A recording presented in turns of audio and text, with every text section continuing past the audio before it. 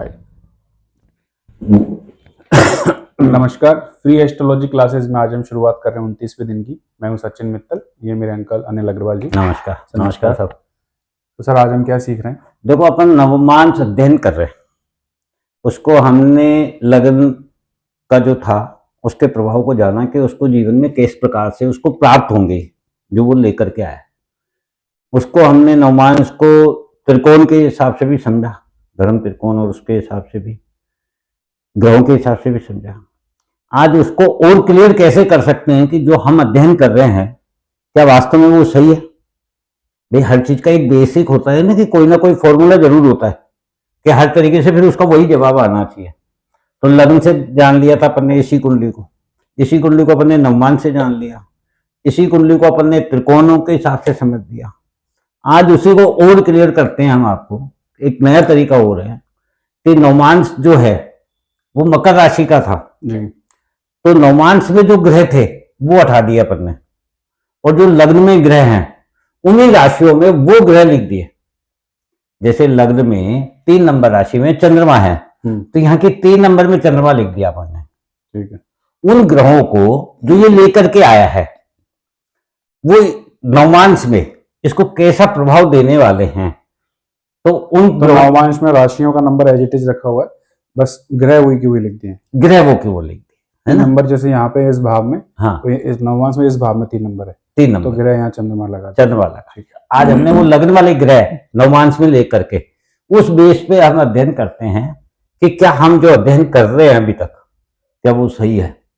तो इससे हम देखने का प्रयत्न करेंगे, तो एक नया तरीका और मजबूत हो जाएगा। तो इसमें आप देखोगे कि नवमांश में 10 नंबर मकर राशि का लग्न बन रहा है। 10 नंबर मकर राशि कर्म को दिखाती है, हमने पहले समझा था। इसका स्वामी शनि है, शनि खुद ही बैठे हुए हैं। शनि और केतु दोनों लग्न में है। लग्न क्या है? हमारा व्यक्तित्व है, सोच है, विचार है, जो कुछ हम दुनिया में देखते हैं जैसा स्वयं को निर्माण करते हैं। तो यहाँ शनि और केतु जो है वो डिटैचमेंट के कारक दोनों ही। शनि संबंधों पे भरोसा नहीं करते हैं और केतु तो है ही डिटैचमेंट के कारक। तो इसका जो व्यक्तित्व होगा वो कर्म प्रधान होगा, क्योंकि मकर राशि है तो कर्म प्रधान व्यक्ति होगा ये। साथ में ये अपने व्यक्तित्व से डिटैच रहेगा, मतलब इसे अच्छा बुरा, मान सम्मान, अपमान, हानि से कोई मतलब नहीं होगा। ये उन चीजों से लोगों को देख करके स्वयं को निर्मित नहीं करेगा, क्योंकि जनरली हम अपने जीवन में क्या करते हैं, जो देखते हैं वैसा बनना चाहते हैं, वैसा पाना चाहते हैं, वैसे समाज में उठना बैठना चाहते हैं। इसके साथ क्या है, शनि और केतु है व्यक्तित्व में, यानी ये उनसे डिटैच रहेगा। जो देखेगा उससे प्रभावित नहीं होगा, ये स्वयं कर्म के हिसाब से अपने को निर्मित करेगा। दूसरे भाव में यदि आवे तो दूसरे भाव में कुंभ राशि है, गुरु स्थित है। दूसरा भाव हमारे होता है कुटुंब का, परिवार का, धन का, स्वाद का, वाणी का, और वहां गुरु हैं। गुरु धर्म है, ज्ञान है। तो इसका जो परिवार के प्रति जो इसे प्राप्त होगा वो क्या प्राप्त होगा? संस्कार। कौन से? पूर्वजों के, गुरु के। गुरु कौन रहे होंगे इसके? या तो इसने अपने पूर्व जन्म में जो भक्ति की होगी, जिसके प्रति इसका विश्वास रहा होगा, आस्था और विश्वास ही तो गुरु है, या इसके पूर्वजों ने जो किया है धर्म, वही इसके कुटुंब में इसको अमृत पान कराएंगे।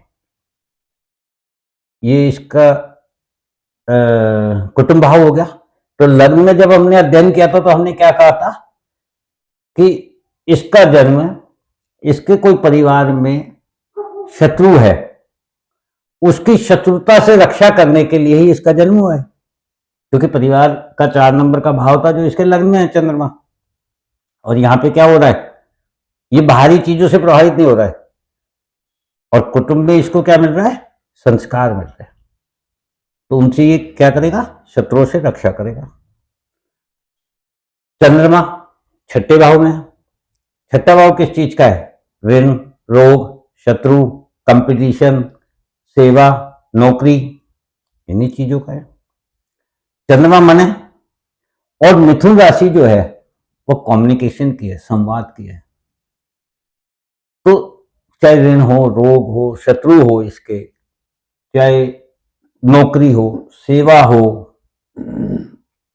तो ये क्या करेगा, अपने मन से कम्युनिकेट करेगा उन चीजों को, संवाद के द्वारा उनका हल निकालेगा।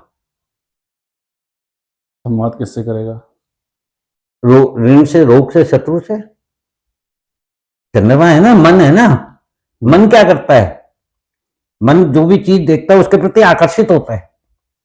तो जिसके प्रति आकर्षित होगा वो उसे चाहिए मन को।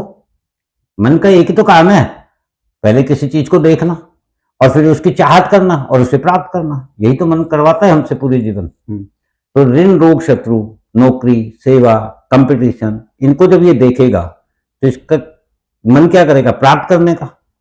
तो प्राप्त कैसे करेगा, कम्युनिकेशन के द्वारा। यानी ऊर्जा का दुरुपयोग नहीं करेगा, ऊर्जा का उपयोग नहीं करेगा, संवाद का उपयोग करेगा। संवाद से अपने शत्रुओं का नाश करेगा। सप्तम भाव, सप्तम भाव में मंगल और राहु है। मंगल नीच राशि में है, अपने उच्च राशि को देख रहे हैं, वहां से शनि केतु देख रहे हैं मंगल राहु को। तो सप्तम भाव किसका है, दाम्पत्य का, बिजनेस पार्टनर का। और मंगल और राहु ये क्या है, विस्फोटक स्थिति है और साथ में नीचता है। तो हमने क्या कहा था, दाम्पत्य का इसको सुख प्राप्त नहीं होगा, क्योंकि गुरु इसका दाम्पत्य भाव का नवमांश में 12वें भाव में था। तो दाम्पत्य से इसको विच्छेद हो सकता है, तलाक हो सकता है, हानि हो सकती है पार्टनर की, बीमारी हो सकती है, काम के लिए दूर जाना पड़ सकता है। यहां मंगल और राहु क्या करवा रहे हैं शनि केतु से, दृष्टि से, कि लाइफ पार्टनर जो होगा उसकी ऊर्जा जो होगी वो इतनी अधिक होगी कि उससे अपने आप ही ये अपने कर्मों के द्वारा उससे विच्छेद हो जाएगा। उसका व्यक्तित्व मतलब उसकी ऊर्जा से प्रभावित नहीं हो रहा है, विच्छेद हो रहा है। लाइफ पार्टनर जो हमने पहले भी कहा था कि इसकी लाइफ पार्टनर से अलग रहेगा, अलग रहेगा। तो लाइफ पार्टनर से तो हम अटैच होते हैं, चाहे वो बिजनेस पार्टनर हो चाहे लाइफ पार्टनर हो, मुझसे तो अटैच होते हैं, तभी तो आगे बढ़ते हैं। लेकिन यहां शनि केतु क्या करवा रहे हैं, डिटैच करवा रहे हैं। दसम भाव कर्म का है, तुला राशि है, तुला राशि बैलेंस को दिखाती है। सूर्य, बुध और शुक्र है। शुक्र तुला राशि के स्वामी है। तो कर्म कैसा होगा, जहां स्त्रियों का इसको सहयोग प्राप्त हो। बुध, बुध क्या है, बुध बीज है, बुध वाणी है, व्यापार है। तो व्यापार कैसा होगा, शुक्र के भांति, जिसमें एक बैलेंस हो। यानी बैलेंस से यहां तात्पर्य हम लेंगे कि अति नियोगी किसी भी काम के लिए जो सामंजस्य होना चाहिए, काम के प्रति और ग्राहक के प्रति कह लो, काम करने वाले श्रमिक के प्रति कह लो, समाज के प्रति कह लो। भाई एक तो क्या होता है कि आदमी किसी और की परवाह किए बिना स्वयं के बारे में सोचता है कि मुझे क्या मिल रहा है, किसी का क्या नुकसान हो रहा है, इससे कोई मतलब नहीं है। यहां क्या है, बैलेंस हो रहा है। यानी कर्म क्षेत्र में जहां भी कार्य करेगा वहां एक बैलेंस होगा। स्त्रियों के प्रति, अधिकारियों के प्रति सूर्य, बालक यानी बुध अपने से नीचे वाले कर्मचारियों के प्रति, सब में इसका एक सामंजस्य होगा कार्य क्षेत्र में। और साथ में कला से संबंधित होगा, शुक्र कला के हैं कारक। सेवा से संबंधित होगा, सूर्य सेवा देते हैं अधिकार के साथ, सेवा से संबंधित कार्य होगा। इस प्रकार से इसका जीवन में कार्य रहेगा। तो बेसिकली जो हमने पहले लग्न कुंडली को देख करके निकाला वही नवमांश से आ गया, वही नवमांश से आ रहा है। तो इसको हमने अब टैली कर लिया 3 तरीके से। पहले लग्न को जाना, फिर लग्न के साथ हमने नवमांश को जाना। पर वो तो राशियां उसी हिसाब से चेंज हो जाती होंगी, उसी भाव में आकर के राशियां बैठ गई नवमांश में। हाँ, भाग्य ही तो है उसी का ही तो। उसी का ही तो वो नवे भाव का नवा भाव है। हाँ तो वो जैसे 3 नंबर यहाँ है तो उसी भाव के अकॉर्डिंग चेंज हो गया, 3 नंबर यहाँ आ गया। यहाँ आ गया, क्योंकि वो ये बता रहा है कि आपको वर्तमान में उन ग्रहों का उपयोग किस प्रकार से करना है। आज हमने जो जाना वो यही जाना कि जो ग्रह हम लेकर के आए, जो हमारा पूर्व जन्म का जमा धन है, उन ग्रहों का हमें उपयोग कैसे करना है। शनि केतु जो है वो ये कह रहे हैं कि खुद के व्यक्तित्व से डिटेच रहो, मतलब कर्म कर दिया, फल की चिंता छोड़ दी। मतलब धन तो हमारे पास कितना है, क्या हमें मिलेगा, क्या हमसे जाएगा, ये तो लग्न कुंडली दिखा रही है। ये तो लग्न कुंडली। अब हमारे पास जो चीज है इसका सदुपयोग कैसे करना है, ये नवमान से तो ये नवमान से हम देख सकते हैं आराम से। तो बेसिकली नवमान से हम अपने लाइफ को और बेटर बना सकते हैं, और बेटर बना सकते हैं निश्चित रूप। नवम भाव का नवम भाव देख करके हम अपनी लाइफ को और बेटर बना सकते हैं। बना सकते। अगर हमें कोई 1 लाख रुपए दे दे तो हमें पता नहीं होता कि हम उसको कहाँ खर्च करें, कैसे खर्च करें, हाँ। कैसे उसको यूज करें। तो जब हमारे पास ये आइडिया आ जाए, पूरी प्लानिंग आ जाए कि हम इसको यहाँ यूज करेंगे तो और ज्यादा बेटर होगा हमारे लिए। बेटर होगा। तो नवमान हमें बेसिकली यही बता रहा है कि आपके पास ये चीज तो है, पर अब इस चीज को कहाँ खर्च करना है, कैसे कैसे यूज करना है, तो वो नवमांस बता रहा है। तो ये चीज है। और इसको वैसे धर्म त्रिकोण जो कल हमने समझा था, त्रिकोण के अनुसार वैसे भी देखना चाहे तो हम देखते हैं कि ये धर्म त्रिकोण है 1, 5, 9, तो 2 ग्रह हैं। 2, 6, 10 में देखते हैं तो 1, 2, 3, 5 ग्रह है। 2, 6, 10 क्या है, अर्थ त्रिकोण है, कर्म दिखाता है। कर्म करेंगे तभी अर्थ आता है। तो वो क्या बता रहा है कि कर्म कैसा करना है, बैलेंस का कर्म करोगे तो धन कैसा आएगा, गुरु का ज्ञान आएगा, धर्म आएगा। और जब ज्ञान और धर्म आएगा तो शत्रु कैसे होंगे,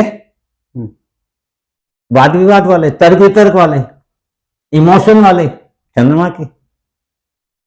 यानी इमोशन से ही शत्रु पैदा हो रहे हैं, धन के कारण या काम के कारण नहीं हो रहे हैं।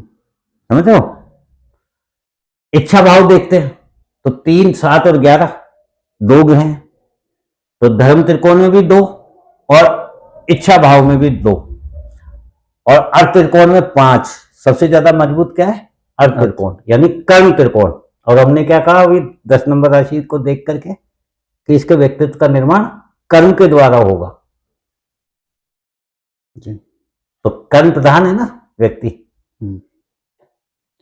तो आप लोगों की भी समझ में आया होगा, ऐसी उम्मीद है। अगर कोई सवाल है तो आप हमें पूछ सकते हैं कमेंट बॉक्स में। सर आज के लिए थैंक यू सो मच। जय हिंद, जय भारत।